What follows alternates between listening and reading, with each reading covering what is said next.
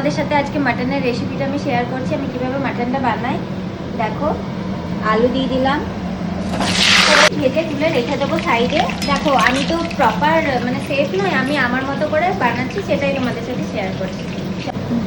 তো যতক্ষণ আমি আলুগুলো ভাজছি, এর মধ্যে তেল, হলুদ, দই এটা দিয়ে আমি 10-15 মিনিট ম্যারিনেট করে রাখবো।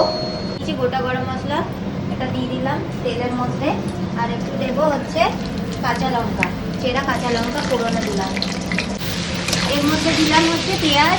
আমার 1 কেজি মাটন আছে, 1 কেজি মাটনের সমান আমি পেঁয়াজ দিয়েছি, তোমাদের পরিমাণ মতো তোমরা নেবে। জিরে লঙ্কার মধ্যে একটু হলুদ গুঁড়ো, ধনে গুঁড়ো, এটাতেই আমি জল দিয়ে আবার গুলে নেবো, জল দিয়ে গুলে নেবো। আদা রসুন বাটা এটা দিয়ে দিলাম এর মধ্যে। এবারে পেঁয়াজটা ভাজা হয়ে গেছে, তেজপাতা দিতে ভুলে গেছিলাম, সেই জন্য তেজপাতা দিলাম। আছে ওই পেস্টটা, জিরে ধনে হলুদ, ব্যাস। অর্ধেকটা টমেটো দিয়েছি, যেহেতু ওখানে দই দিয়েছি সেই জন্য আমি অর্ধেকটা টমেটো দিয়ে আবার কষাবো। অনেকটা কষানো হয়ে গেছে ভালো মতো, অনেকক্ষণ ধরে কষালাম, প্রায় 15 মিনিট। তারপর আমি এর মধ্যে মাটনগুলো দিয়ে দেবো একে একে। তো এবার এটাকে ভালো করে কষাবো অনেকক্ষণ ধরে, প্রায় 1 ঘন্টা। তারপর এটাকে কুকারে দেবো, কষানো হয়ে যাবে। তার 10 মিনিট আগে আমি আলুগুলো দিয়ে ওটাকে আবার কষিয়ে তারপর কুকারে দিয়ে দেবো।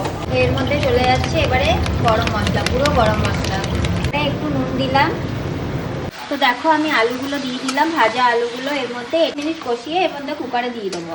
কষানো হয়ে গেছে, এরপর আমি এটাকে কুকারের মধ্যে দিয়ে দেবো। কুকারে দেখো গরম জল হচ্ছে, এবারে দিয়ে দিলাম। এটুকু বাকি ছিল, মশলাটা আমি দিয়ে দিলাম, মানে একটু জল দিয়ে নেড়ে ওর মধ্যে দিয়ে দেবো কুকারের মধ্যে।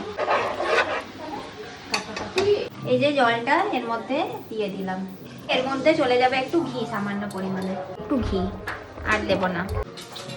তো যেহেতু জল দিলাম সেই জন্য একটু সামান্য পরিমাণে এর মধ্যে নুন দিলাম, ব্যাস। ঢাকাটা লাগিয়ে দিলাম, তারপর তোমাদের সাথে ফাইনাল লুক নিয়ে আসছি এবার কোকোটা। আমি এখানে 5টা সিটি, না কেমন কালারটা এসছে, ওয়াও, কেমন এসছে কালারটা তোমরাই কমেন্টে জানিও।